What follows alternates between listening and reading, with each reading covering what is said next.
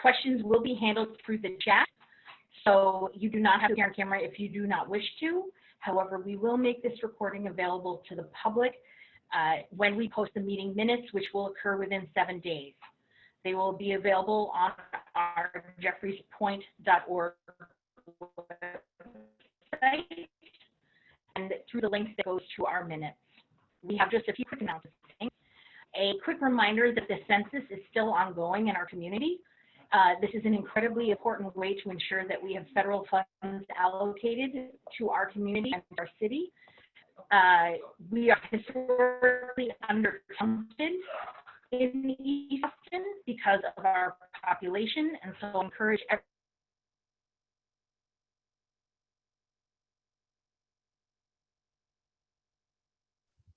Margaret, I think you are muted again. Somehow people keep muting. I don't know why. You're muted and you're cutting out. Okay. Suffolk Downs will be opening a drive-in movie theater starting this Saturday at 8:30 p.m. with Grease. The cost is $15 per car. For information, please go to www.summerscreen@suffolkdowns.com. As a reminder, the Quiet View has now opened for breakfast. They're open from 7 to 11 a.m. for coffee and breakfast sandwiches. And we encourage you to stop on by and support a local business. Also, Taco Wall Cafe has been approved for outside seating. This is why you're seeing orange barriers on Jeffrey Street. We encourage you to stop by and check them out as well. You should eat local and shop local. These businesses are owned by your neighbors, and in these two instances, that means literally. We do have a last-minute change to our agenda.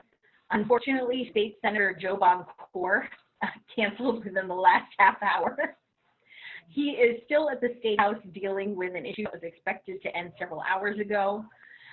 His representative, Maggie Randall, is here with us this evening and encourages that any residents who have questions or concerns, please email her directly at Margaret, M-A-R-G-A-R-E-T, Randall, R-A-N-D-A-L-L, @ma.sent.gov. And again, all of these announcements will be included in our minutes. So if you need any of these email addresses, you'll be able to find them. We did invite the police to join us this evening to give us a community update and to answer any questions. I am unsure if they were able to join us. If they are, if they could indicate agenda. I don't see someone forward, so we are able to move on. If they do join us later, we're certainly happy to have them join us at that time. Because State Senator Boncourt will be moving on to the NOAA youth, who are going to be giving us an update on their summer work. All right, Margaret. Margaret Pike will be loading their presentation, and the person who's representing, yes. Hey, Margaret, we can't hear you. You're cutting out. Yes, Rachel? We can't hear you. Oh, okay. I was just introducing. Right, okay. no, you keep cutting out. Let's go to Noah. Okay, so let's move to Noah then. Okay, before we go to Noah, if we could really quick do a roll call of the people who are joining us by phone, so that we get their names for the attendance. Can we do that, Rachel and Andrew? So we've got someone that's 7570. This is like we talked about pre-meeting. Could you unmute them and ask who they are? Yes, give me one. Mary, just so you know, I don't have access to that tonight. Okay. I am going to, okay, so 7570, you are unmuted. Can you state your name? Oh, Marie Pepe Long. Thank you, Marie Pepe. That's great. And then 1326, you are unmuted. Lorraine Curry. Perfect, thank you.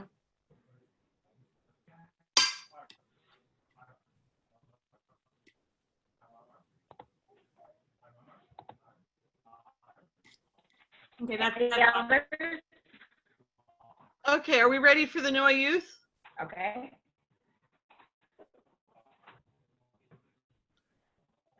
Yes. Is Noah here? Yes.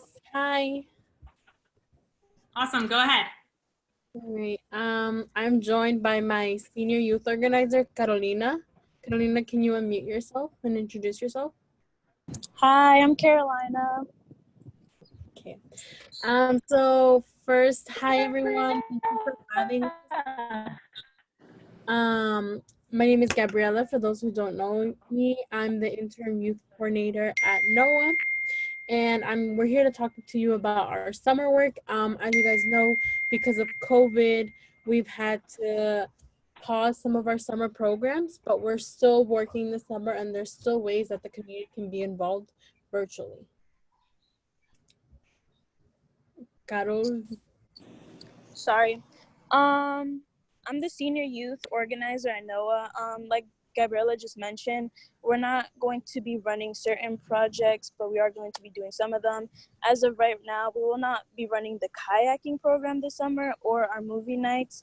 However, we will still be running our tree watering of the streets for our Enter a Little campaign, promoting completing our 2020 census this summer, and stewarding at the Condor Street, Urban Wild, and at our garden. we are hoping that you guys can interact with us through virtual events that we will be hosting. One of them is our environmental justice tours. Every summer we host them in person and we educate the community on historic places in East Boston. This summer we're hoping either to do Facebook Lives of them or to do pre-recorded videos and post them on our Facebook. We'll be sure to share that info with the board so that they can share it with you. Also, one of our goals this summer is to be more prominent in our social media platforms. So you guys should be sure to follow us on Facebook and Instagram, and to keep up to date with our ongoing work and learn about our virtual community gatherings this summer. And one thing we are hoping that we can get this summer from the community is water sources for our tree canopy campaign. We lost one of our main water sources on Border Street across the Umana School. There's some development happening. I'm not sure if you guys have seen it, but that auto shop that used to be there used to give us water to water the trees, and now we don't have that. So if you have access to you water in your house, like your water hose, and you'd be interested in helping us out, please feel free to reach out to me. My email is gramirez@noacdc.org. We'd really appreciate your help in becoming a water source for this campaign. And if you have any other questions or want to still be involved, you can feel free to reach out to me. So as a reminder, we won't be doing movie nights and kayaking, but we're still doing our cleanup of the summer activities, and we're going to be doing some virtual events, and hopefully you guys can attend.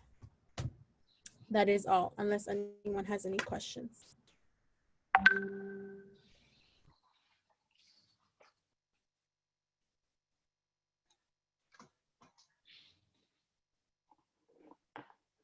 Any questions for them, Rachel?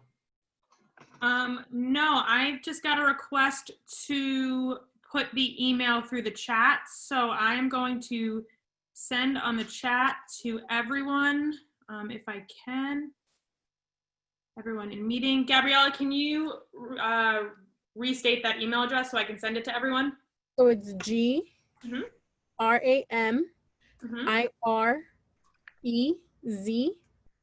at noacdc.org. Great. It just went through the chat to everyone, okay? Any other questions? Okay, I think that's it. I think we can move on.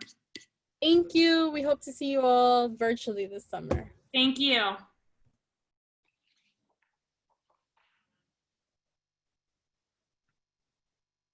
Okay, I think the next thing is a review of voting procedures. So Andrew, if you could put up those slides. Absolutely. Give me one moment.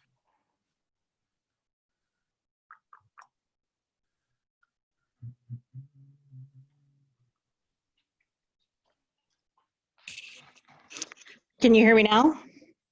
Yep, we can hear you now, Margaret. You sound a lot better. Excellent. I switched to my phone. Sorry about the problems. Okay, Andrew's going to be putting up the slides and I'll go through our new voting process. Excellent.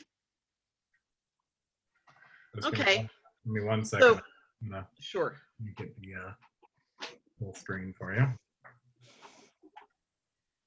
Okay. And just a reminder for everybody, this is being recorded, so if anyone joined us recently, we are recording. So we're moving to online voting because we've always voted in person, but obviously since we're not meeting in person, we can't vote in person. Next slide, Andrew. But we're not changing, if you could move to the next slide.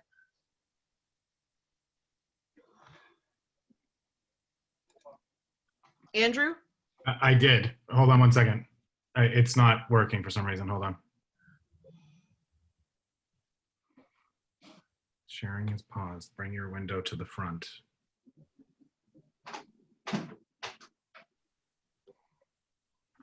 Hold on. Let's see.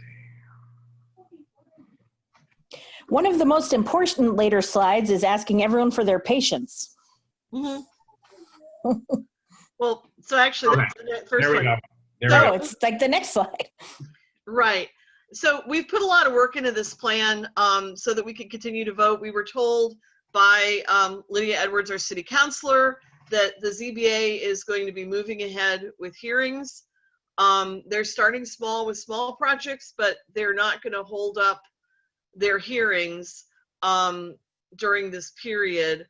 They've had a pause, but they're restarting them. So unless we find a way to meet virtually as we are and to have votes virtually, we'll lose our voice in the process. So we've tried to come up with a way that will allow everyone to participate as we have in the past.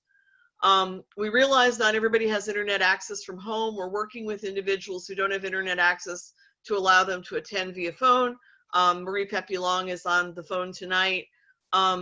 And we're working on ways for people who don't have internet access to vote. It's a big challenge for all of us. Please be patient. There will be hiccups. We're going to try to address them. We're just volunteers. We're doing the best we can, but we're trying to do a really good job. Next slide. We're not changing our rules for voting eligibility. We've always, people have always been eligible to vote based on being a resident within the corporation's boundaries, within the JP&A boundaries, which are documented on our website, and having attended no fewer than 2 of the last 4 regularly scheduled monthly meetings and being present at the meeting where the voting takes place. Now remember, planning and zoning meetings don't count towards voting eligibility.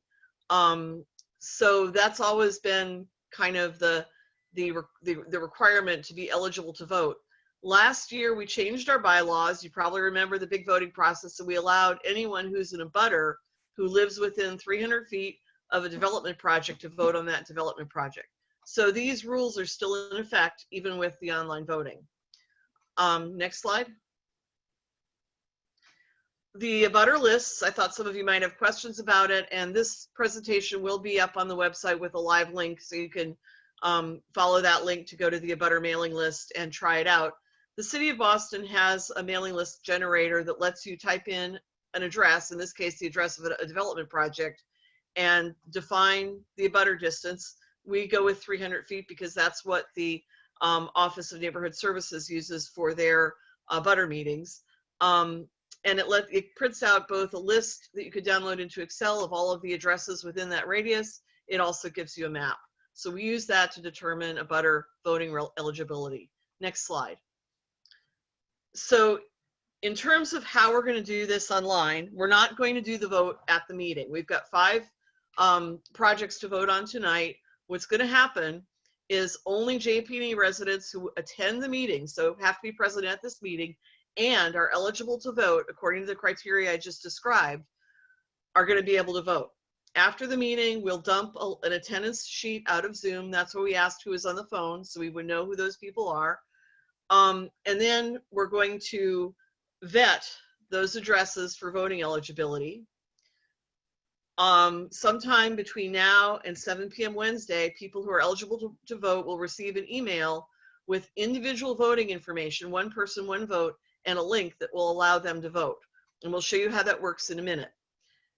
We need everybody to cast their votes by 7 p.m. on Friday. We're not going to allow late votes. If your vote isn't cast by 7 p.m. on Friday, it's not going to get in. So you'll have a minimum of 48 hours to vote. Should be plenty of time. And then we will publish the results of the vote on Monday, 1 week after the voting meeting, with the minutes. Next slide.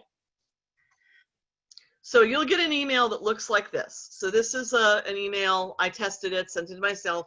Where the red arrow is, you'll get a link that says click here to start. And if you click there, it'll take you to your own personalized landing page for voting. You also, if you're having trouble with getting click here to work, you could follow this link to the URL and use a username, which will be probably your email address and an access code. Again, those are unique to you, and they'll be in the email that you'll get from the Jeffreys Point Neighborhood Association. Next slide. So your voting dashboard will have a list of all of the projects you can vote on. If you have been at meetings before this one and you're a JP&A resident, if you've been at one of the last 3 meetings and you've been at this meeting, you're a JP&A resident, you're going to see the 5 projects tonight plus a July 13th voting meeting feedback button. However, if you haven't been at previous meetings and you're voting as an abutter, you'll only see the projects for which you're an abutter. Okay, this JP&A July 13th voting meeting feedback, you'll be able to go in there and type in questions and suggestions. The other ones are a vote. So after you voted on an issue, it'll get moved down to the completed area at the bottom of the screen. Next slide. So here's how that works. If you click on one of those votes, you'll get brought into a voting window, and you'll be able to vote in favor, opposed, or you'll be able to abstain. You have to click one and only one. The website we're using, eBallot, they do let you click more than one thing, but then if you click more than one thing and hit continue, you'll get an error and you'll have to deselect. So just pick one, hit continue, make it easier on yourself. Next slide. So here I'm showing, I'm clicking abstain so as not to prejudice anyone. Click continue and you go to the next slide. So check your vote for correctness. You can go back and change it if you need to here, but once you've hit submit, you won't be able to change your vote. Then you'll also need to check this box to confirm your identity. That's basically saying that you are the person who is named in the upper right. You are you, and you are really voting, and you're really a Jeffreys Point resident, and you believe in good faith that you're eligible. Then you submit your vote. And next slide. Yay, you voted. You'll get a thank you for voting. You'll be able to go back to the dashboard and vote on the rest of the projects, and you'll get a little email confirmation that shows that your vote was recorded. Next slide. And then as you vote, you will see those projects that you voted on move down to the completed area, and you can go back and vote on the other projects. Next slide. If you don't receive a voting email from us, it's because either we didn't think you were eligible, or maybe there was a mistake. You know, we're just humans. Send an email to board@jeffreyspoint.org. Include your resident address if you think, and that'll let us check you as an abutter, and include the date of the most recent monthly meeting you attended. We keep a record of everybody who attends every meeting, and we'll cross-check that. But remember, planning and zoning meetings don't count for voting eligibility. And also remember, you must be a resident within the Jeffreys Point neighborhood boundaries. You have to actually live here to be able to vote. Send the email to board@jeffreyspoint.org as soon as possible so that we can get back to you as soon as possible and resolve any issues. We aren't going to accept any late votes after Friday. And we will be getting out the voting emails no later than Wednesday at 7 p.m. Hopefully we'll get them out a little earlier. Next slide. And remember, please be patient. Does anybody have any questions? Yes, Mary, we have one question wondering if the votes are anonymous. The votes are anonymous, except for we have at this point 2 people in the neighborhood who don't have internet access, so they will be voting by contacting the board Their votes will not be anonymous, but the votes cast through the website will be anonymous. Great. Any other questions? If you have them, please send them through the chat now. We'll give you just a few seconds. We understand that this first time that we're doing this will probably be the most confusing. Please feel free to email board@jeffreyspoint.org if you have any problems, if you have any questions, or if you need any assistance. We will be monitoring that email address closely and are happy to respond as soon as we are able. Okay, no more questions. Okay, great. So we'll be moving on to our first of several projects that are being presented this evening. Just a reminder that this entire meeting is being recorded and it will be posted online. Please continue to send questions through the chat. Rachel, did you have something? Yes, I actually do have one question just came in. Is an owner a butter who has renters living there able to vote? Margaret, do you want to take that? Sure. As of this moment, the bylaws for the Jeffreys Point Neighborhood Association state that it is residents of the community who are eligible to vote. This has not something that people have brought forward is wanting to have a bylaw change. And so although it was written there originally and sometimes questions come in, no one has ever made a proposal to have it be a change. So as of this moment, it is residents and residents who have attended a previous meeting, as well as the meeting that voting is happening at. Thank you. No problem. So the first project we're going to hear from this evening is 492 Sumner Street.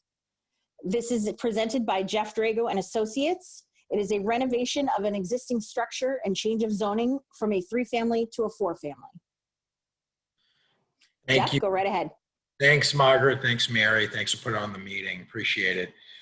Again, we presented this project last month before the Planning and Zoning Committee. The project team, just the slide that just came up, the developer and owner, Stan Klebner, is on, I know that. My office is handling the zoning and legal work, and GCD Architecture, Adam Glassman is the architect. Next slide, please. This project, it really has 3 facets to it. One, originally we were confirming the occupancy as a 3-family residential building. That's what it has been used in and assessed as for the last 35 years. We actually got that completed, so we were able to get this confirmed as a 3. The second part of the project is a full renovation, both inside and on the exterior. And then finally, it's to legalize a garden level apartment on the bottom floor or the bottom level of the building. Just a couple of points to note. The ceiling height, it is existing space, it's just used as storage right now. Ceiling height is 7'6". It would have 2 complete egress and entrance, 1 entrance in the front, 1 entrance out the back. I call this a garden level because with the slope and the grade, this building basement is 60% above grade, which when we get to the plans you can see. And so that's the third part, just to help defray the cost of the full renovation and to add 1 additional unit in the building to create more housing. The zoning sub-district is zoning sub-district is a 3F2000 and our lot size is 2,634 square feet. Next slide, please. And just quickly, the brown tan house in the middle that you can see is the existing building. That'll all be completely renovated when this is completed. Those are our buildings, just to give you some context what's around us. Next slide, please. This is just BPDA maps, which shows you this district is a 3F2000 district. Next slide. And that's just an aerial view, so you can see sort of the mix of housing stock in the area with the yellow arrow pointing to our existing building. Next slide, please. And that's just a view looking up Sumner Street. Next slide. And that would be a view looking down Sumner Street, just so you get an idea of what's around us. Next slide. And so this is our zoning analysis chart. As you can see, the red highlighted areas are areas that we would need variances for. So for our use, this is a 3F district. We're proposing 4 residential units, so that additional unit would require a use variance. We meet minimum lot area, but for additional lot area, 1,000 per square feet per additional dwelling unit would be required. So we are slightly under that. We meet minimum lot width and frontage. Our FAR, what's allowable is 1.0. Pre-existing, we're at 1.18, and we're proposing 1.53. Although we're not adding, the contours of the building will remain the same, but we are legalizing or proposing to legalize that garden level so that it does increase the FAR. The height will remain the same. That's a pre-existing violation, but no change. Open space, we're over at 444 square feet per dwelling unit. Front yard, no change, it's pre-existing. And side yards, also pre-existing violations with no change.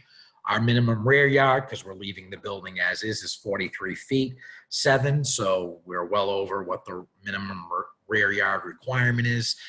We are keeping the building, so we are not able to create any additional parking, although of course, as we all know, we are close to Maverick T station as well. Next slide, please. This is just our parcel ID, so you can just see the existing wood frame building and the size of the lot in the rear and some decks in back. Next slide, please.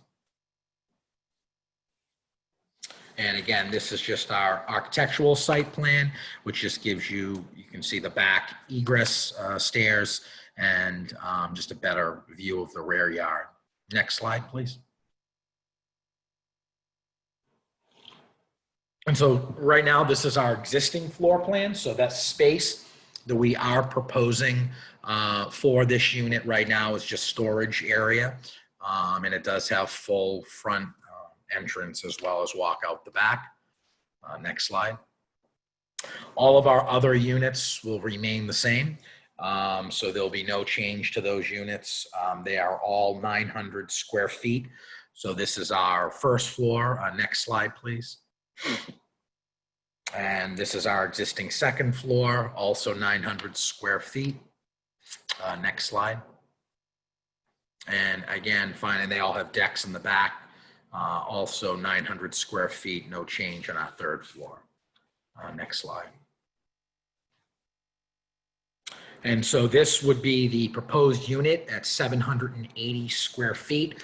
It would also have a shared mechanical and utility space separate with its own staircase for the other units to get to. This again is 2 bed, 2 bath, ceiling height of 7'6" with 2 full egress, 1 in the front and 1 out the rear. Next slide, please. And again, first floor plan, the only difference is we are adding a common stairway to the basement. So that's for that mechanical room. Other than that, first floor remains the same. Next slide. And so these are our building elevations.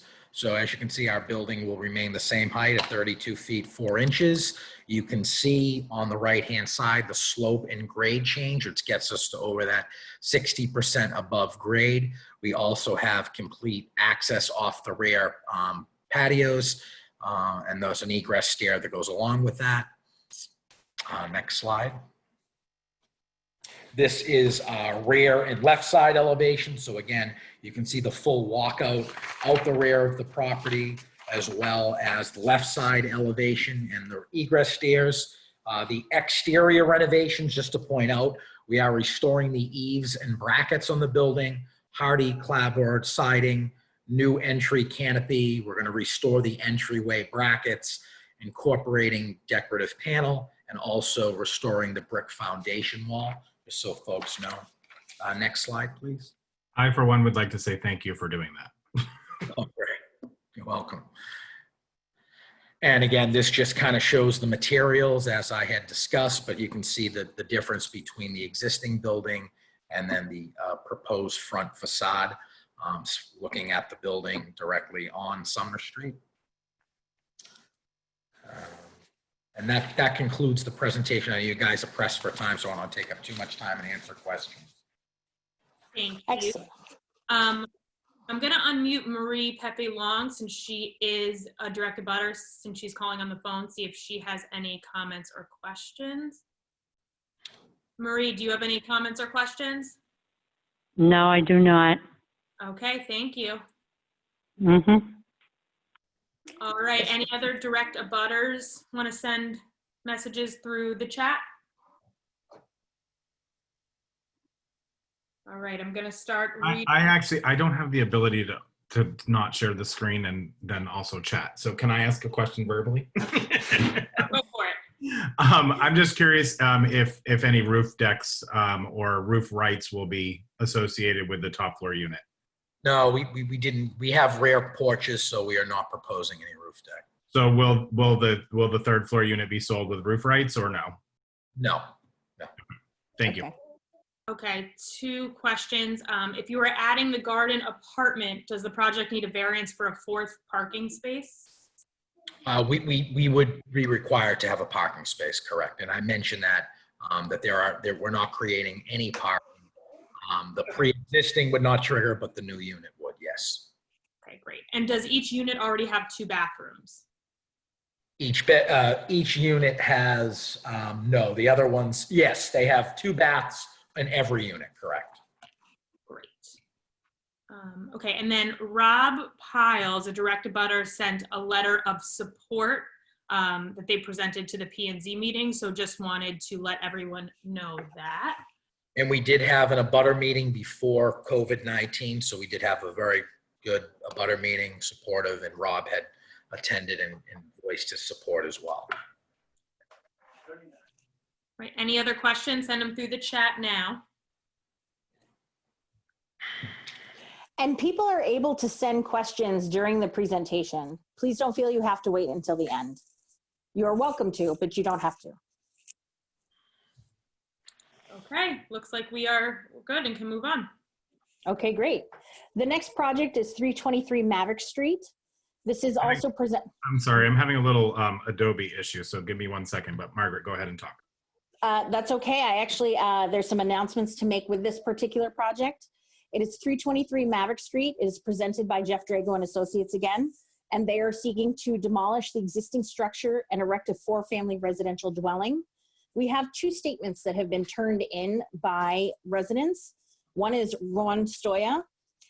He sent in several comments that he would like us to share, and then another person did as well, which we will share after.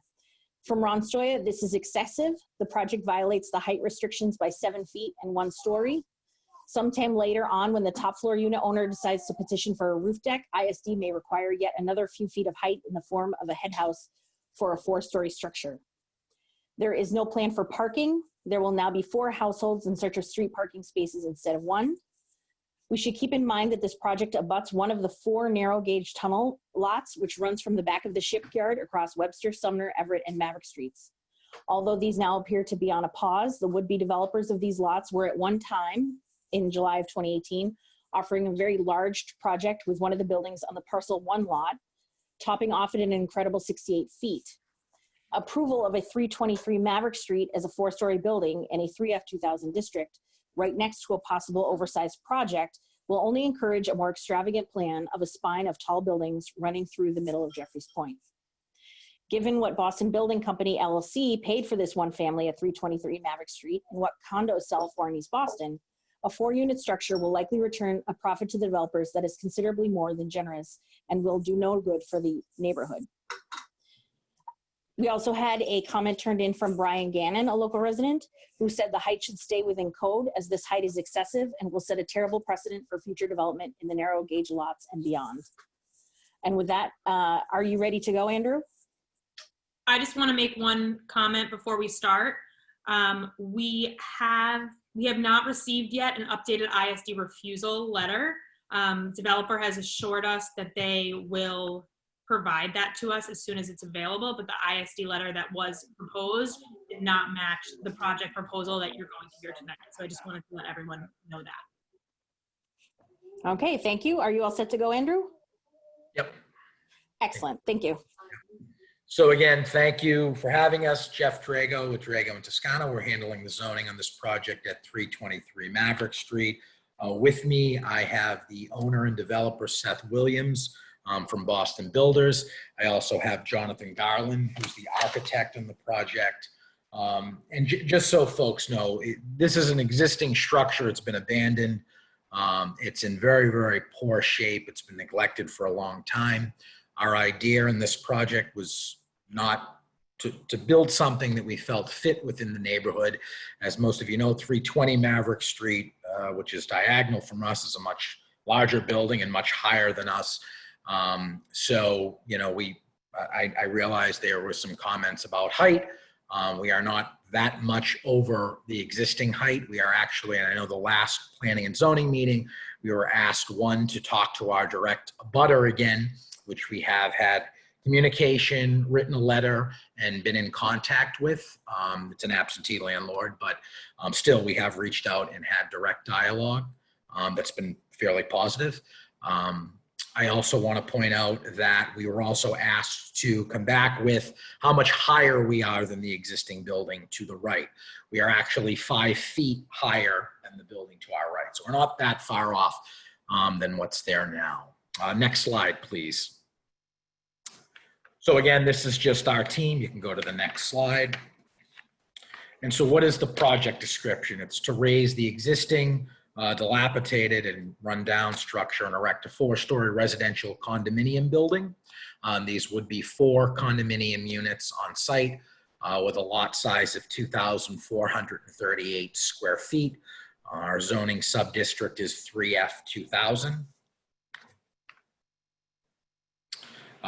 The next slide just shows you the BPDA map. So again, we're in a 3F2000 district.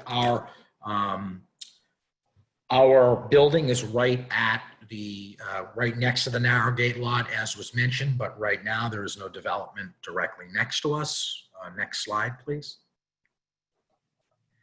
And so this just gives you an aerial view. You can see the larger building across the street. You can see the 3-family next to us, and that carries on in and around the area, but there is a mix. Although we are not creating any parking, we are in that area of Maverick, directly across from the Massport property, where there is open parking across the street. I'm not saying it's always available, but there is no housing and will not be any housing along directly across the street from us. So it does give us some advantage to have some on-street parking, and we are very close, as we all know, to the T station within walking distance at Maverick. Next slide, please. And so this is our building on the left, the yellow top with the brick in the bottom. This is looking down Maverick Street, so you can see that Massport property that I was talking about on the right-hand side. Next slide, please. And that's a front view of the building as it exists. You can see the building next to us, the existing condition. Next slide, please. And so this is our zoning analysis. So we are proposing 4 units in a 3F district. So a use variance would be required. Minimum lot area would be met, but where we would trigger it is for the additional units. So we would be short and require a variance for additional lot area. We would meet the minimum lot frontage and minimum lot width being 24 feet 3. 20 is required. Our FAR we're proposing is 2. What's allowable is 1. Our height of the building, it is 4 stories. We're at 42 feet. 3 stories, 35 feet is what's allowed in the area. So we do have a pretty good open space in the back, so that we are 300 square feet per dwelling unit is what's required for open space. We're happy that we could come up with 330 square feet per dwelling unit. I just want to point out there is no proposal for roof deck. We did that on purpose because we do have a large rear yard that the residents can enjoy and use. Our front yard obviously is slightly under at 2.5, and 5 would be, required. We are over the minimum side yard. We're 3 feet off of the left property, but 0 on the right. So we are on the property line on the right. So we would require a side setback variance. We have 38 feet in the rear of the property when 30 is required, which gives us a good size yard in the back. And again, as mentioned, we are not creating any parking, so we would be required to get a parking variance for the 3 units, and we also obviously fall within the iPod East Boston, so that would also come up for a variance. Next slide, please. This is just our proposed plot plan. So it shows how large the lot is, and you can see it's 100 feet deep, and that sort of shows you where our back part of the lot would be for green space. Next slide. So at this time, I just want to turn it over to Jonathan Garland. I know he's on the call. He's the architect, just to go over his plans. Thanks, Jeff. What you're looking at here is the ground level plan. We're calling it Unit 1. And to be code compliant, this is a Group 1 accessible dwelling unit. So it has a universal accessible entrance at the ground floor, not requiring a stair to get into the unit, and clear dimensions all the way through the unit, even into the backyard. Each of the units is a 2-bedroom with a bathroom that you can access off of the public by the kitchen space, as well as internal bathrooms between the bedrooms, and then ample living, dining, and kitchen space with each unit. This particular unit happens to be just over 1,000 square feet at 1,021. Next slide. This is units 2 through 4, so this would be the balance of the building. It's a typical unit, meaning exactly what you see here is what you would see at level 3 and 4 as well. Again, 2-bedroom units, not much change from the one below, except these don't have to be the Group 1 or Group 2 accessible. And so you come up the stair, you have the 2 bedrooms. We were able to repurpose the front entry in the top right corner with some sort of a study nook and an outdoor porch that would be something that's over the front entry down below. And then you still have the same setup of bedrooms, bathrooms, and then open living, kitchen, dining, and stair access along the back for each of the residents coming down to the backyard. Next slide. This is a 3-dimensional perspective rendering taken from street level, where you can see how the building really complements the neighborhood. And I would say, to a degree, the height and the scale of the neighborhood. As Jeff mentioned, the Massport property just across the street, looking at that in context to this, I think there is an argument to be made about how this height does fit in with the character of the neighborhood. We are 5 feet higher than our adjacent neighbor, but we think it's a nice scale, and the way of introducing the mansard roof really makes it appear as a 3-story building with a mansard roof element. So it does have that degree of character to it. And just trying to articulate very clearly a base, middle, and top to the architecture. This would be a fiber cement panel system, which you can see in the blue, more of a stone system at the base, and then again, a metal mansard roof at the top, and then just expressing the deck balconies that happen over the entryway, and trying to incorporate some sort of warm wood or something at the entry to really define the main entrance. Next slide. And this is just a front-on elevation, so you can see the building in scale. We have the little dimensional markers on the left, just denoting the height of each of the floors. Let me ask a quick question. Is the scale of the building to the right of your building actually, is it accurate, or is it in scale is what I'm asking? It is in scale, yes. Yes. Thank you. Thank you. Next slide. This is the back, so this is the exact opposite of that front face that we just looked at. You're seeing the rear stair going down. Again, each of the homeowners would have access to this, coming down to the backyard, and then they would use the side yard setback to get out to the front. Next slide. And then these are just the left and right side elevations. The one on the top left is the side that faces the narrow gate parcel, and the one on the lower right is the side that faces our direct abutter. So I just want to interrupt to let you know that you have 2 more minutes. Is that your last slide? Yes, Yeah. it is. Thank you, Margaret. Margaret, if we could, Seth is a local developer. He's from East Boston. He lives there. He just wanted to introduce himself quickly. Yeah, no, hi, good evening. Thank you again to all the members of the Jeffreys Point Neighborhood Association for letting us present tonight. We're looking forward to, a positive vote with everybody tonight. I'm from East Boston. I live in the area. I've been here for over 10 years. And, your neighborhood is my neighborhood. So I'm looking for some positive feedback. Hope everyone is enthusiastic about this project and helping bring some vitality to this section of this little piece of Maverick Street. And I appreciate everybody's support. Okay, we're gonna move to Rachel, who's gonna go through the chat. Okay, yes, we have quite a lot of comments and questions, so I'm just going to read through them. First one is, there is a concern about 4 units with no parking. Why can't you stick with 3 units and create a garage to help with street parking, to help with parking on Maverick? It creates a hardship for current residents, even though it's close to Maverick Station. Families need cars for shopping and their families with all the redevelopment happening with more houses.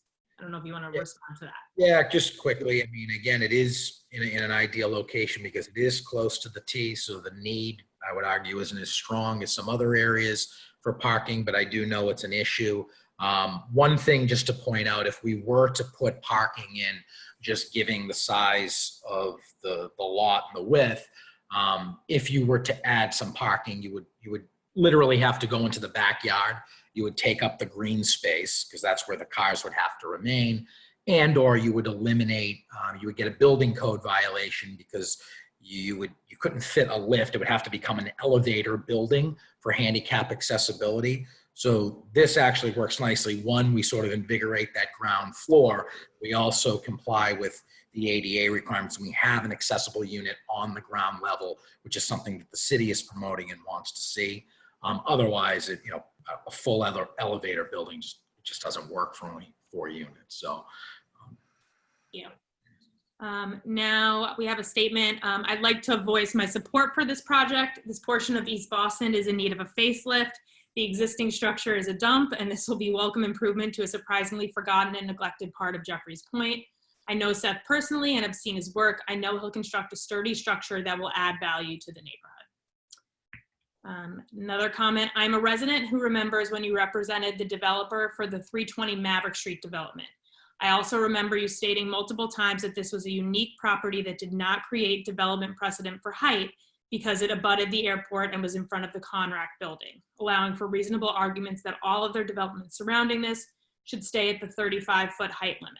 Using your logic that 320 Maverick removes any precedent, why should the community allow you to add another floor when zoning and surrounding buildings are 35 feet?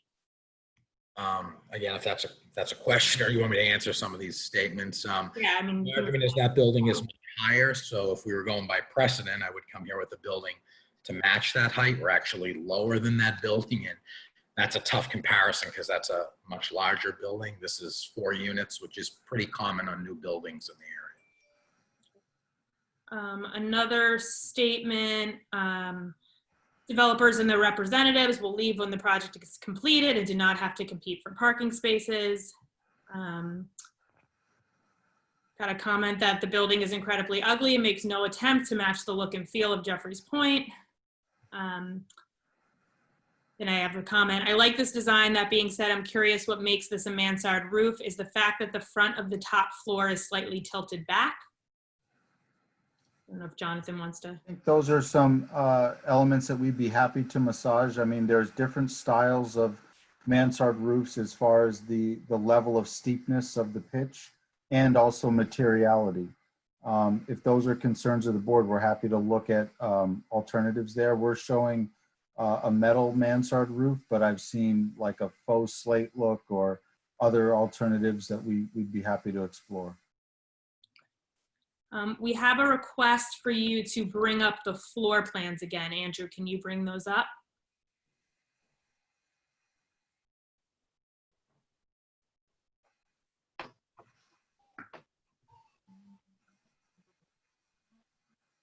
Okay.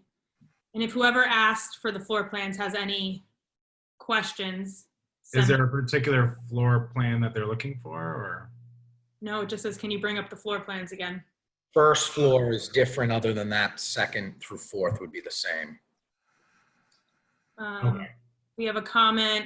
The proposal looks great. Jonathan did a great job matching the curb appeal in the neighborhood. Excited to see continued improvement to Maverick Street. Let's see what else.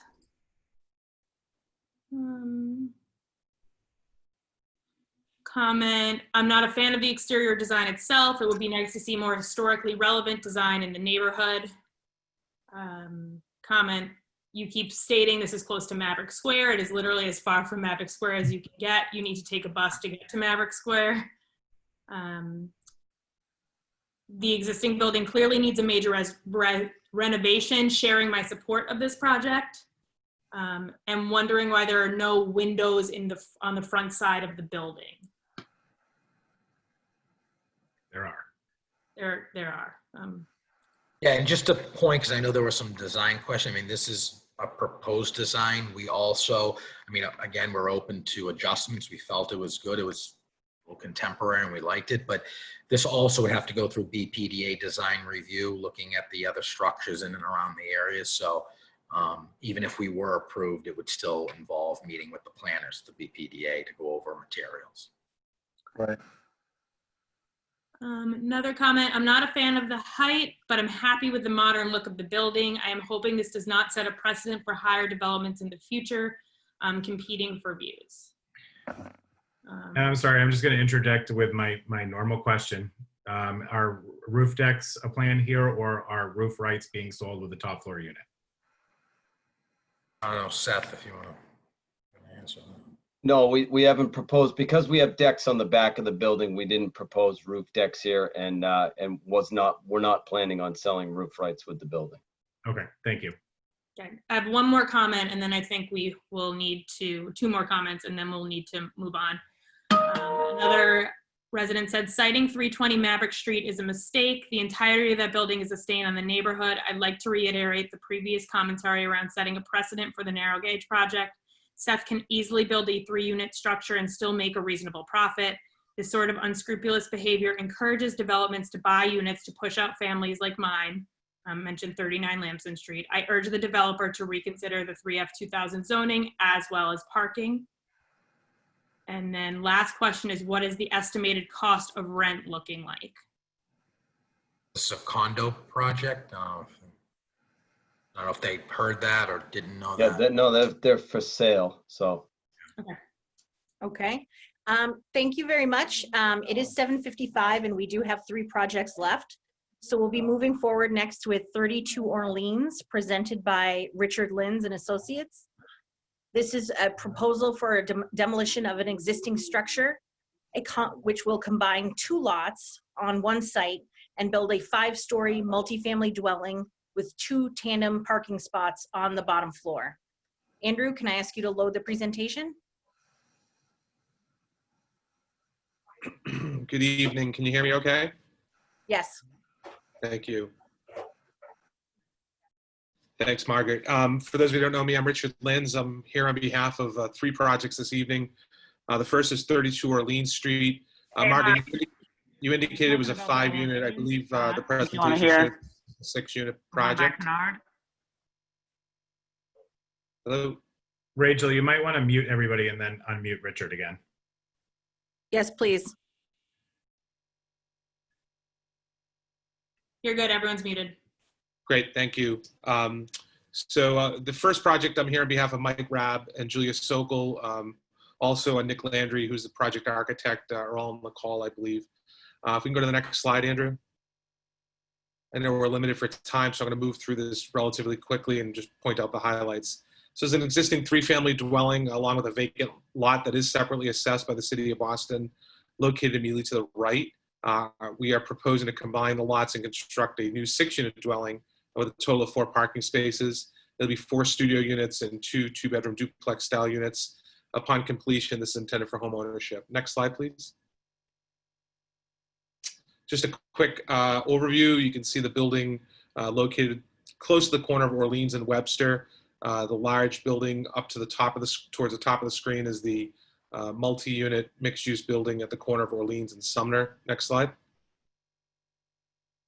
This is a BPD abstract just showing this is located at 3F 2000 district. I'll talk a little bit more about that when we get to the zoning slide, but you can see here the two separately assessed lots that would be combined to create the one single lot.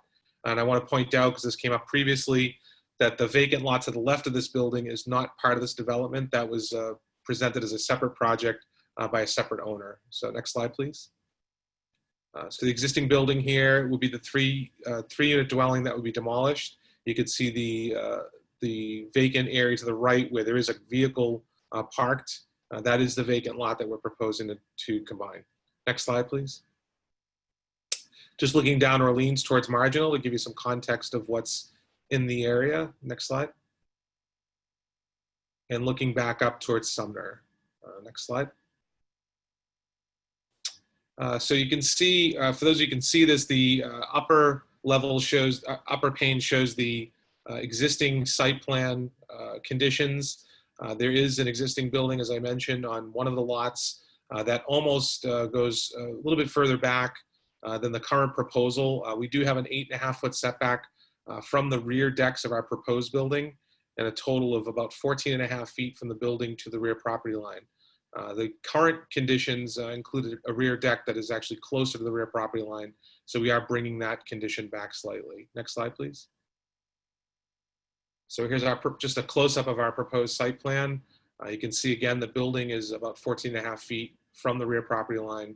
The decks have been modified. One of the modifications that we did make throughout the planning and zoning process was to bring the decks back and tuck them into the building as opposed to having them protrude further into the rear yard. Next slide, please. So just a quick overview of what we're looking at in by way of context. This isn't as helpful as a further slides. We just skip through this, Andrew. Showing the ground floor plan, as I said, there would be a total of 4 parking spaces. These would be tandem parking spaces. I know this came up extensively during the P&Z process. The likelihood is that the units would, when sold as condominiums, would each of these tandem setups would be sold with one of the units. It would be somewhat impractical to have the shuffling of cars if they're different owners, but that can certainly be worked out amongst the association if they feel that that's appropriate. But the way that this will be sold is that each of the probably larger units would be sold with 2 parking spaces each. You can see you can just jump back one second. And again, when you get to the first level, that is the first level of living. And as I said, we're proposing studios on both the first floor level as well as the second floor level. Second floor plan is actually the third level. If you can jump to the next slide.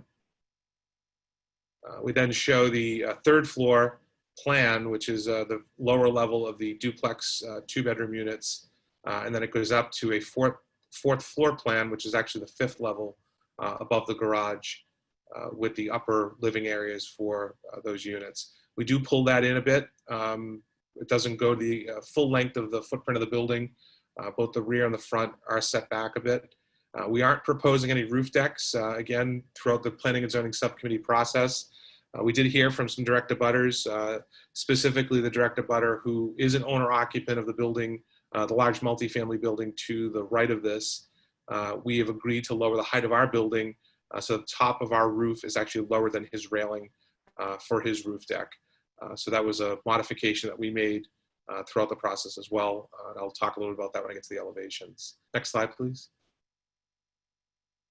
So just the elevations here indicating the total height of the building, even though we are showing 5 stories, we were able to modify that lower level where the garage is located and to bring the total building height down to 45 feet.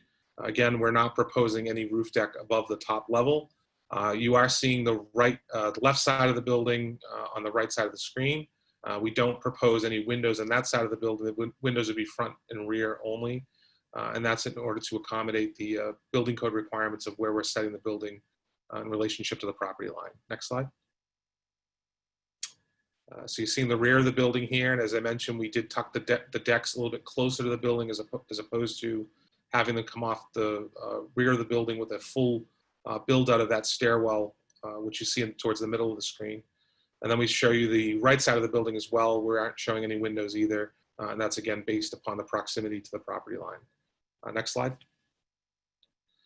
So we were asked again during the Planning and Zoning Subcommittee process to render this in context as well as include what we understood to be the approved project for the vacant lot located immediately adjacent to us to the left. And you can see the way that we've filled out the context of the existing site with our garage at the lower level and then the height of the building in relationship to the building, the multifamily building to the right. If you could go to the next slide, please. Again, showing the rendering context. There is a setback between the building, the multifamily building, and our proposed structure. However, that lies mainly within the boundary of the multifamily dwelling to the right. Next slide. You can skip this, just comparisons through the P&Z process, just where the project started to where it's finished. We can go to the next slide. Next slide. So here's the original proposal showing the building with the modified roof, with the more contemporary design. Again, through the P&Z process, we updated the materials and the design and the style of the building to be more consistent with what is along that side of Orleans Street. Again, 45 feet total height. Section plan. Next slide.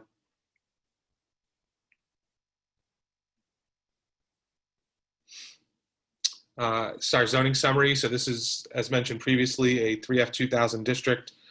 We're showing a proposed 6 units. Because we're proposing those all in one building, we are required to request a variance for multifamily dwelling.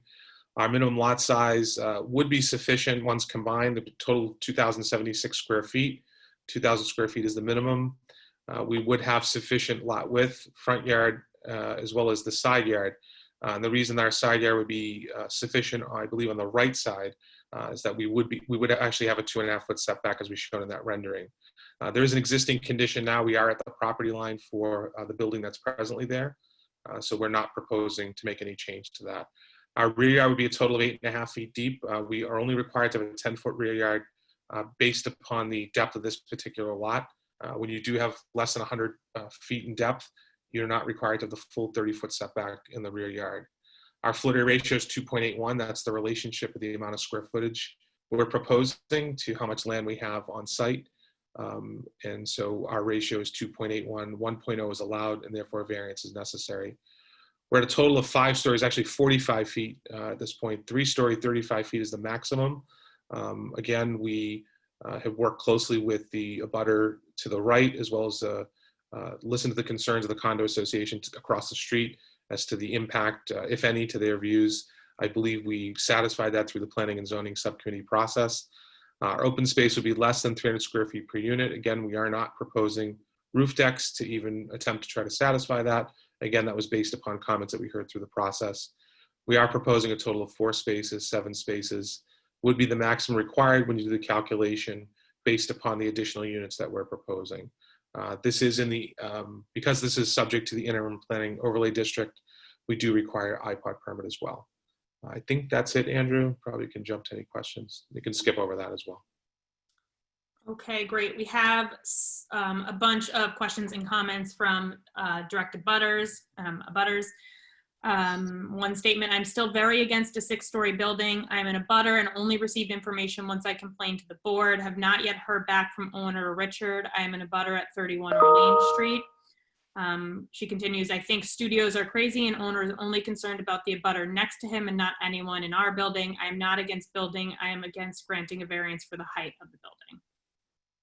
Do you want me to respond, Rachel, now, or do you want, you can respond now, sure. Yeah, so it's a 5-story building, not 6. I understand the concern of the owner in the unit at 31 Orleans. I think we had demonstrated in a previous meeting, I know we supplied information as well relative to the height. I'm assuming this is the same owner that's raised the concern during the P&Z process. We have been concerned with all of the abutters. We've felt that we communicated with them through the P&Z process. I think the reason I'm referencing the abutter to the right is that was the most recent change we made was in response to his comments relative to the height and the roof deck. So I'm not singling out just the abutter to the right. It has to do more with the most recent change that we made. Okay. From another abutter, there's a massive wind tunnel coming down Orleans. The building is the same one that has had the top floor debris flying off the building. What will happen to ensure that this will not happen in the future? I'm not sure I'm not sure what you mean with how do we prevent that from happening in the future? I mean, there's just been siding flying off the building. Oh, well, the existing 3-story buildings, that would be demolished as part of this project. The new building would be brand new construction. So I don't anticipate any issues with that. Another abutter, there are too many units in this building and proposal height is too high for this area with no green space. It will definitely block the sunlight for the surrounding neighborhood and Orleans Street. Also, there will be too many trash bins out on the street for 6 units. Another, has a shade analysis been done for both the balconies on the back of 245 Sumner and balconies on 31 Orleans across the street? 31 Orleans has not yet received a shade analysis. We provided that previously through the P&Z zoning process. I believe there was one slide in here that we do include that. Okay. Yep, that's it. So I think Nick, is Nick on the Zoom call? Nick, if you want to walk through this briefly. Yep. Yeah. So thanks, Richard. So we were asked, I think, on the second subcommittee meeting to provide a shadow study, which is what you're seeing right here. I think it was by one of the neighbors to the rear off of maybe Murray Court. I'm not sure. No, it's off of Webster. It's down past Kennard on So the end yeah, of so this shadow study provides it's at the high points during the day throughout the year. I don't know if anyone had a chance to review this. I don't know if it's the first time people are seeing it, but I think our building obviously is lower in height than our neighbor to the right, and I think the comment about open space, we could more open space, but to do a roof deck, I think we decided that it made more sense not to do that. We do have some space off the rear of the building for the occupants, but I don't know if whoever asked the question about the shadow study has any direct comment or questions about this side. Happy to. Yeah, Nick, I can add to that as well. I believe Mary or Margaret or Rachel, correct me if I'm wrong, these have been up. I know these have been on or been delivered to the JPNA at least a week now. But I believe these were all part of the last P&Z package that we supplied to the Jeffreys Point Neighborhood Association as well, and would have been available on the website. So I know there's been ample opportunity for this to be reviewed. This is pretty much the last presentation that we presented at the P&Z the P&Z subcommittee meeting. Correct. Yeah. What is the proposed timeline for construction? It's going to be a mess for residents on Marginal Street and Webster Street past Brophy. We're exiting towards Sumner. I am also quite concerned about parking because it's hard enough to find parking in this area of East Boston. It's too many units. If it's just covering 4 parking spaces, either make it less units or more parking. So I don't know, do you want to respond to the proposed timeline for construction? I know it's kind of a hard question right now. Yeah, no, it's we assuming we don't have a worldwide pandemic, it's probably 10 to 12 months to complete a job of this size. This question also came up during the P&Z process. There was concern over whether or not we would be taking portions of the street and narrowing Orleans Street. Orleans Street is obviously a major artery coming out of Jeffreys Point, or at least for marginal Webster Street. We wouldn't be able to take any portion of the street in order for the construction to occur. My guess is in order to make the site safe, there would be temporary taking of the sidewalk, and that would be for purposes of when you demolish the existing building, as well as certain site work that would be ongoing during construction. So all temporary, but no doubt there are inconveniences that go along with any type of construction, whether we're building, a 3-unit building or a 30-unit building. Richard, I'm sorry to cut you off, but we're at 8:12 and we do have 2 other projects. So Rachel, can I ask you to look through the chat and Let me just, so question about how parking rights are allocated for this building? I'm sorry, parking what? How parking rights are going to be allocated for the building? Yep, so my guess is the larger units would have the 2 parking spaces, assuming that's, you know, that's the need. The studios, the idea is based upon the proximity to public transportation. This site is extremely close to access for Maverick Station. The studios would be more designed towards Carlos type settings or Carlos households. So the two larger units would likely be assigned the tandem parking spots. Just a comment in favor. Plans look great. Absolutely matches the look and feel of the buildings on Orleans. So much better than the old multifamilies with no character or charm that currently fill the neighborhood. Happy again to see continued improvement to the neighborhood. More comments from 31 Orleans that they never received any communication. But I will have to say that all of the presentations are posted on JPNA's website. I'm happy to forward the emails to the JPNA board. We did forward information to 31 Orleans Street representatives. I don't know who's asking the question. I can't say whether I sent it directly to that person, but I know we were asked during a P&Z subcommittee meeting, and we did respond to that. Richard, I just wanted to ask for clarification regarding the parking. So there are 4 spaces, and so basically 2 tandem sections, correct? Correct. They'd have to be tandem. So will they be assigned to only 2 units in the building, or will there be 4 units in the building? So the initial pass, Andrew, through the condo docs is they would be assigned to 2 of the units, the 2 larger units, where the studios would not have parking assigned. And again, the intent being marketing to Carlos households based on proximity to Maverick T station. Thank you. Okay, any others, Rachel? Because we do have 2 left and it's now 8:15. Just more opposition that it's too large, and it's problematic to drive from Orleans from Webster as it is now, and we shouldn't repeat mistakes. So I think, you know, in general, just the height of the building and the number of units is a concern. Okay, thank you so much, Rachel. We're going to move on to 159, 165 Everett Street. This is presented by Richard Linz, and this is a demolition of an existing structure with a combination from multiple lots with the goal to create a 7-unit residential dwelling with 8 parking spots.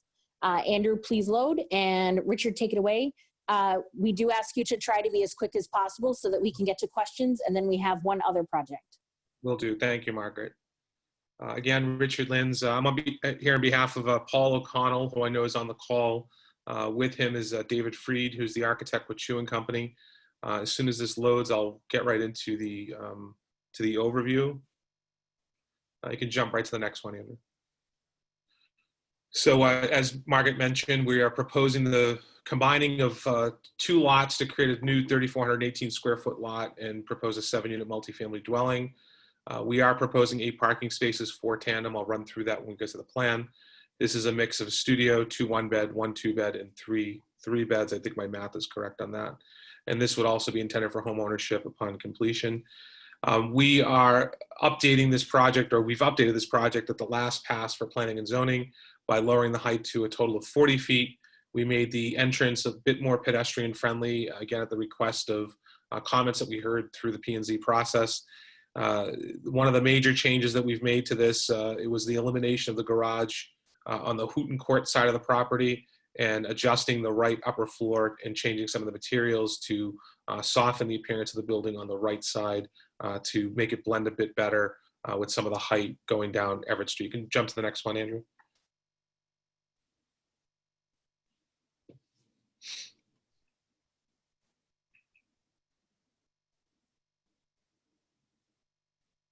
Did we lose Andrew?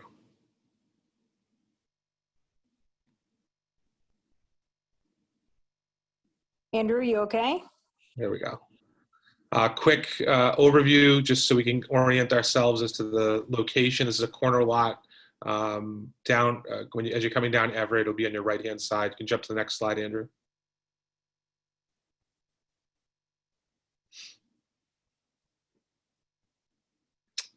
Again, just over, we could jump back to these for reference. If you just want to jump through these quickly to get to the street view, it'll give us a little bit more better context. Here we go. So existing garage, as well as the existing, looks like it's a 2.5-story existing structure. These would be demolished, again, combined with the lot to the left-hand side of what you're seeing here for the proposed 7-unit dwelling. You can jump to the next slide. Again, corner view, you see Hooten Court off to the left side of your screen, and the existing 3+ story building to the left side. Next slide.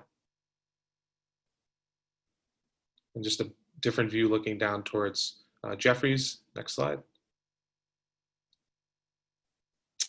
So here's our proposed site plan. We do show at the lower level, we are moving a studio unit for unit 1 to that level. That was the former location for 2 parking spaces. We did hear a lot of feedback during the P&Z process that the inclusion of a garage on Hooten Court presented some concerns for that direct abutter. We listened, and it was suggested to actually eliminate that and put a smaller unit in. We did go back and make that change. You do see the total of 8 tandem spaces located on the right side, and that would be under the main portion of the building. We do have some easements. There is an easement through the middle of this property that would allow access to the rear of the building, and that's for properties that are located directly behind it. So we will preserve that easement, and that'll be open and passable throughout construction, as well as once construction is completed. And there's also an easement to the right side of the property. Can you jump to the next slide? As you move up through the building, you can see the various layouts, and as I mentioned in the introductory slide, different size units based upon which floor we're on. We are including a few bi-level units as well as you get up to the upper levels. So you can flip to the next slide. Again, you're seeing some of the lower levels on the 3rd level here. Next slide. And then these would be the upper levels for some of the upper levels for the units that you would enter from the 3rd level. Next slide. We're showing a total of 3 private roof decks. These roof decks would be accessed. You do have a common stairwell based upon the height of the building, but also they would be accessed from within their individual units as well. And these would be exclusive to the upper units only. Next slide. So just our elevation showing the proposed architectural features. Again, these were done in consultation with the P&Z process. The changes that you see here are the most recent versions of the plans. We are trying to achieve some of the rhythm that you do see typically along properties in Jeffries Point, including those on Everett Street. We are showing the building to the right side and the relationship of our building to how that would appear if this were approved and built. Next slide. These are just various elevations that you're looking at. This would be the back, looking at from the back side of the building. Next slide. And this would be from the right side of the building, again, in relationship to the triple decker that's located immediately to the right side. Next slide. And then looking back from the Hooten Court side, this would be what you would see at the corner of Everett and Hooten Court. Next slide. So this is our previous version, just so we can show comparison from a comparison standpoint. We did have the 2 garages on Hooten Court. That would be a garage level. You can jump to the next slide. In the update, you can see the changes that we made to the entranceway, as well as the activation of that lower level now, which would be a studio and a bit more pedestrian friendly rather than having a garage with no other type of activity at the lower level. You'll actually have a habitable space at the lower level. We were asked to review the height of our building in relationship to the building located immediately to the left of it on Hooten Court. The height of our building would be consistent with the height of the building to the left. As you will note, our building is, the base of our building would be lower. Hooten Court does have a slight elevation, and you do see that the building on Hooten Court has an exposed foundation as well. So it's a little bit more than a 3-story building. And with the grade change, we are consistent with the height of the building on Hooten Court. Next slide. Just a different view looking down Everett Street. And again, this was to capture the relationship between the building on the right on Everett Street and our building. Next slide. So by way of zoning summary, we have a proposed 7-unit building, which is multifamily. We do require a variance for that because it's a 3F2000 district. We meet the requirements for minimum lot size, lot width, front yard, and the side yard. We don't meet the requirements for rear yard. However, because this is a corner lot, there is some interpretation as to how the rear yard would be calculated. There are exceptions out of the code that allow us to consider the rear yard to be a side yard. So at 3 feet, we would have a sufficient distance to meet the side yard requirement if that were considered to be the side yard. Our floor area ratio is 2.78. We have a total of 1.0 that's allowed, so we'd be requesting a variance for the floor area ratio. The height of our building is 4-story, 42 feet, which was the last proposed plan. We actually lowered that down to 40 feet at this point, so we can update that as well. 3-story, 35 feet is the maximum, and therefore a variance would be necessary for that. We would calculate the final square footage of the roof decks to be the total amount of open space. We believe it'll be less than the 300 square feet per unit that's required, and therefore a variance would be necessary. We are showing a total of 8 spaces as we laid out as a tandem arrangement. 9 spaces total would be required, and therefore a variance would be necessary. And this also is subject to iPod because it does propose to create 1,000 square feet or more of new floor area. You can jump to the next slide. Let me ask you a quick question. Does the 42 feet include the head house?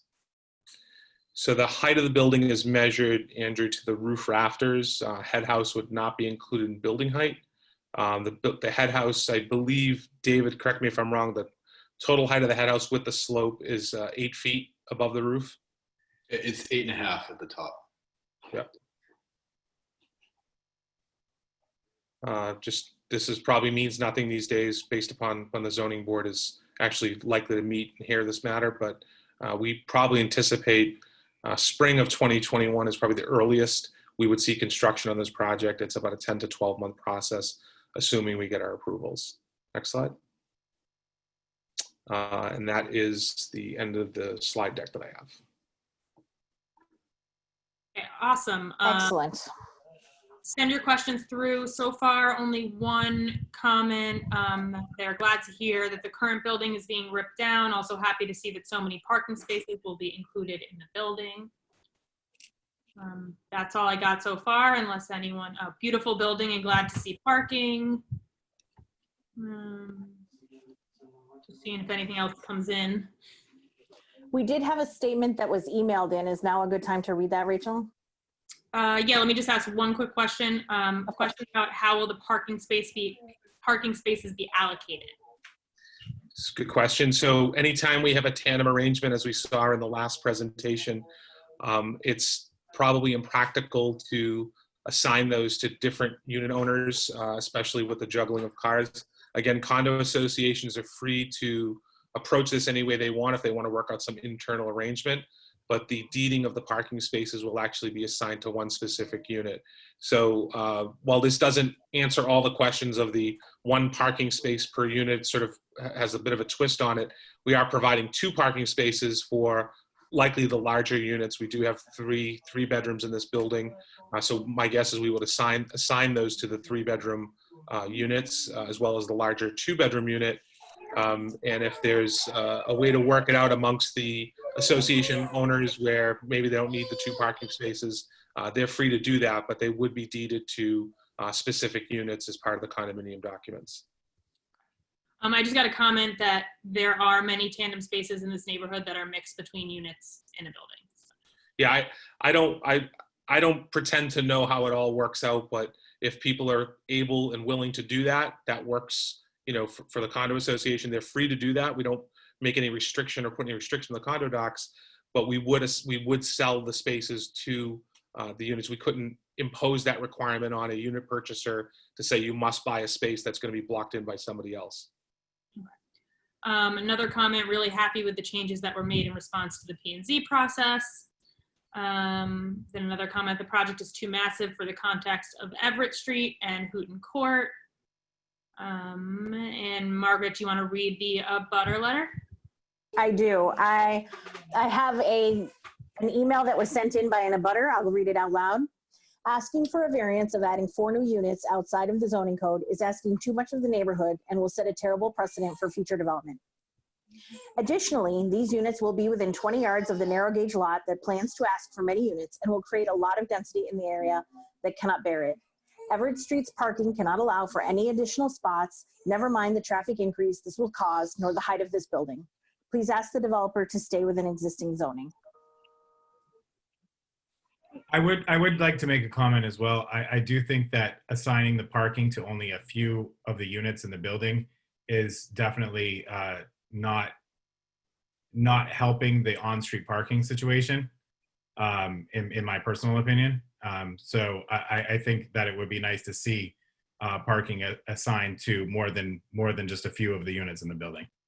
Yeah, Andrew, we can. I guess it becomes a marketing question that when you tell somebody they're going to buy a unit and it comes with a parking spot, but that spot will be, they have to call their neighbor or figure out some mechanism to move the car. Yep. I don't know if we can impose that. I deal with that on a daily basis. That's why I'm happy to hear recommendations. We'll do what works. I mean, I think from the developer's standpoint, assigning one space to every unit would work better. But we're open to suggestions on how to make it work. I just don't know that it's practical to impose it. I certainly think that we can provide the tools to let them do it. Yes, it's been practical for other condominium associations to do so in the neighborhood. So that's why I brought it up. You have another suggestion that you could make parking available to all units on a first come, first served basis. That just came through. I mean, I think all of these are good points for the developer anyhow. I just wanted to be realistic about how we may approach this from a legal standpoint. Absolutely. Okay, thank you so much. Do we have anything else in the chat? Because it's 8:30 and we do have one more project. You're good. Let's move on. Okay, excellent. So Andrew, if you could go ahead and load 333 Maverick Street. This is again presented by Richard Linz, and this is a proposal to add an addition to the back and living space in the basement of an existing building and change zoning from a 3 to a 4 family. Go ahead, Richard. Thank you, Margaret, and to the board. Again, Richard Linz on behalf of Ricky and Joshua Crespo Construction. I see Joshua on the call. I know that Sharon Gentris is here as well. I have a lot of tiles on my screen, so I'm not necessarily sure she's viewing or unmuted right now. Sharon, are you there? Yes, I'm here. Excellent, great, thank you. As Andrew, you can jump to the next slide. So our proposal here is relatively straightforward. We're changing the occupancy from an existing 3-unit dwelling to a 4-unit dwelling. This would involve extending living space into the lower level. We would be reprogramming the entire building. We're going to upgrade the life safety as well, which includes fully sprinkling the building as well as a updated alarm system. There'll be 3 3-bedroom and 1 2-bedroom units. The unit sizes would range from about 760 square feet up to about 1,400 square feet. This would be intended for home ownership as well. So Andrew, you could jump to the next slide. So real quick, I think there's been a lot of conversations about Maverick Street already, so I think people are relatively familiar with the area. This building is actually located on the opposite side of the narrow gauge lot from the earlier presentation that we heard tonight. So you can just probably jump right to the street view, Andrew, and we can see where this building is located. There we go. Yeah. So this is the building as it existed. There's already an open building permit on the property. There are renovations ongoing, but before they can proceed with changing the occupancy, they do require a zoning change, and that's what we're before the community for. You can jump to the next slide. Just showing up as you're going up the street, the building would be off to the left. Next slide. And again, building on the right-hand side, you can see the narrow gauge lot to your right. Next slide. So real quickly, we do show the lower level, we call it the garden level, and the programming that would go along with that. It's actually about 800 square feet for Unit 1. Unit 2 would be located at the main level, which is the first floor. The clouded out area shows where the modifications to the building would take place. So this would involve some squaring off of that building. When we get to the elevations, I'll talk about some of the changes that we made based upon what we heard at the P&Z subcommittee process. If you look at the second floor, which would actually be Unit 3, That's about 1,030 square feet. Again, limited area for where we're squaring the building off and including a small deck. You can jump to the next slide. And then unit 4 would be the third level. Again, clouded area showing the modification to the building as well as the deck. And we are proposing Actually, Richard, sorry, could I just interrupt? The clouds actually show the changes since the planning and zoning meeting. Yeah, I'm going to get to when we show the elevations. We'll go over Not the changes to the building. The changes to the building are noted in a different way. Yep. So then the upper deck, upper roof area would be for the roof deck. This would be above the third level. It's about a 350 square foot roof deck located pretty central to the building and over to the left side. It is accessed by the unit, directly from the unit. And we can jump to the next slide. You see the elevations here just showing what the conditions would be from both the front, side, and rear. We were at the Planning and Zoning Subcommittee meeting. We did show a vertical addition as well. This was originally being proposed as a 4-story building. Since the last Planning and Zoning Subcommittee meeting, we've lowered this down to maintaining a 3-story building and instead adding the roof deck and making all of the changes internally, including utilizing that lower level basement level for a unit. So you can jump to the next slide.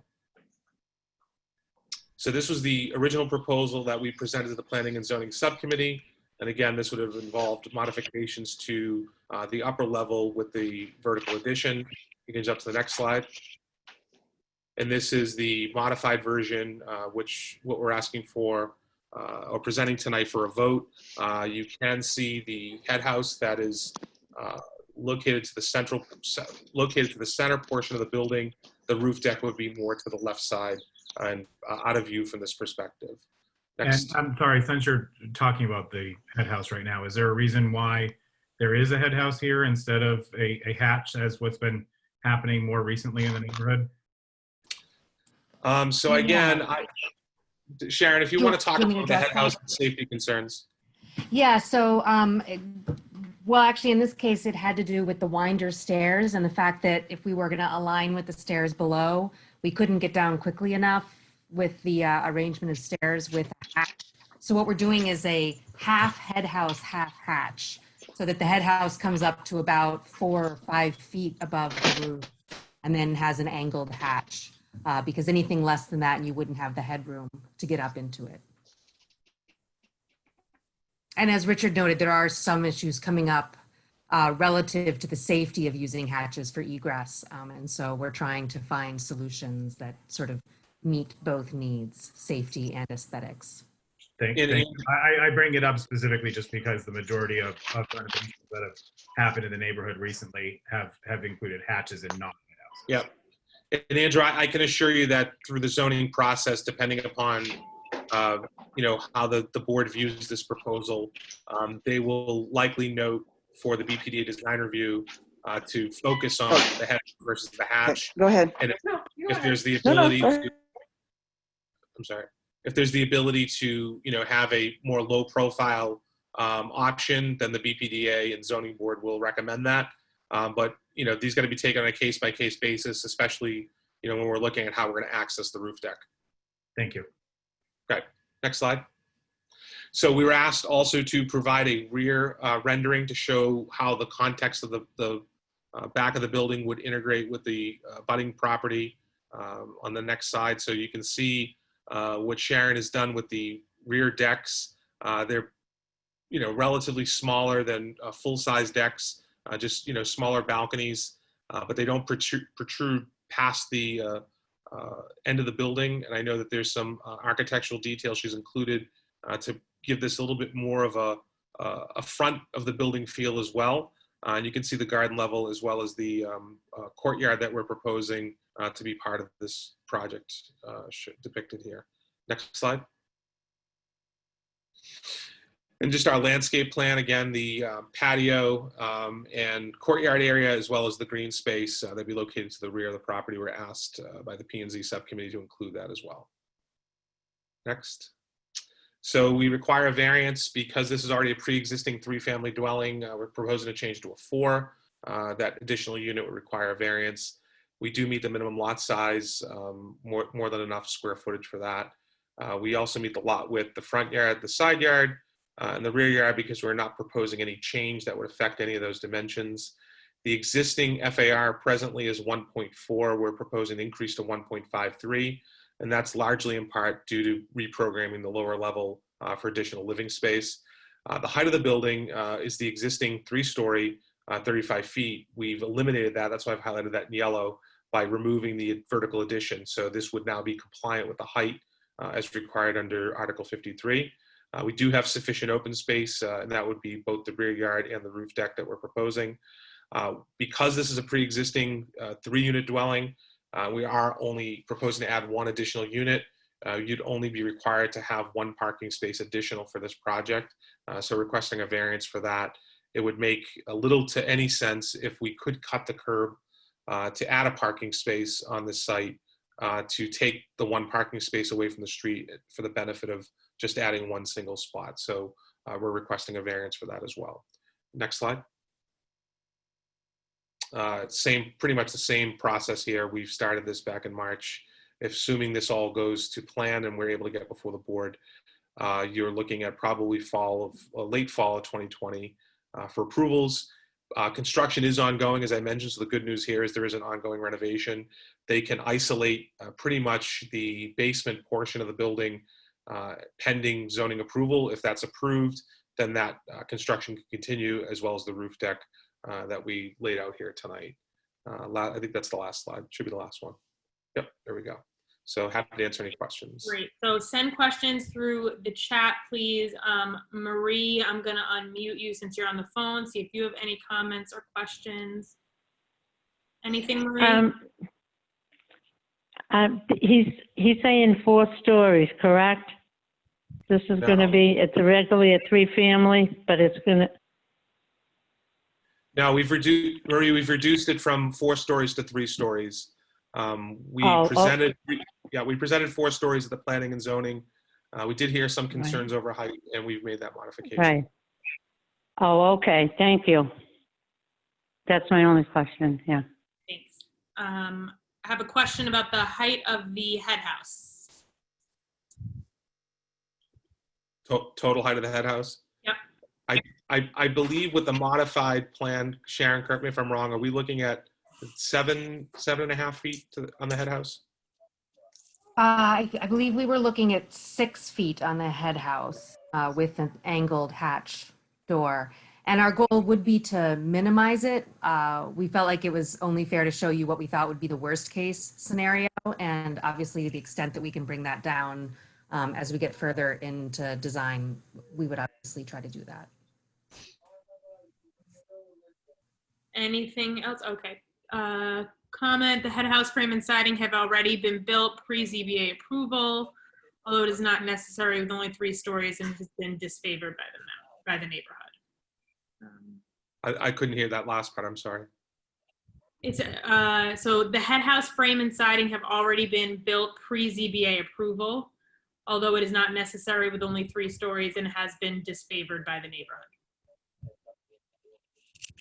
Comment. Anything else to come through the chat? I also have an abutter letter that was emailed in I can read. Go for it. Okay. This is from an abutter. We do not need additional units and any more congestion in this small street. Additionally, abutting the narrow gauge lots will add so much congestion that the neighborhood cannot withstand.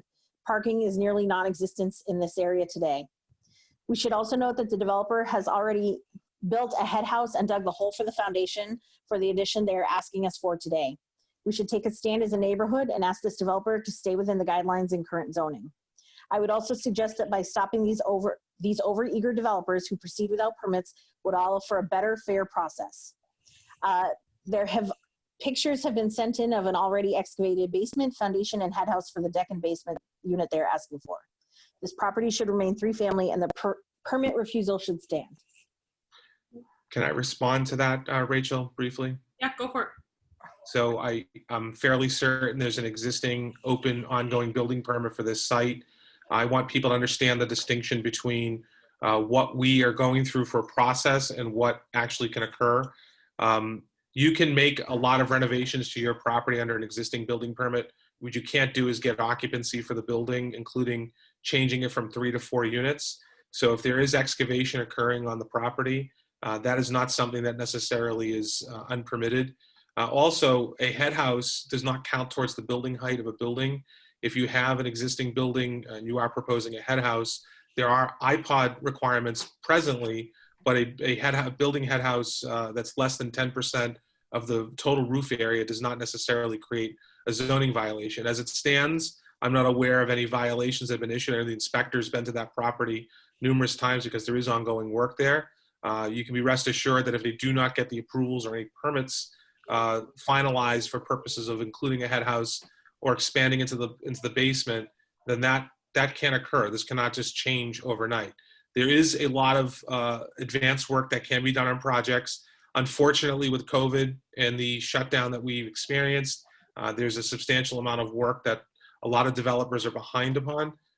This particular project is, I think, quite reasonable, and I think answers a lot of questions that were raised, including the height of the building, which often, this project I felt was, probably a good candidate for expansion up to a 4-story building.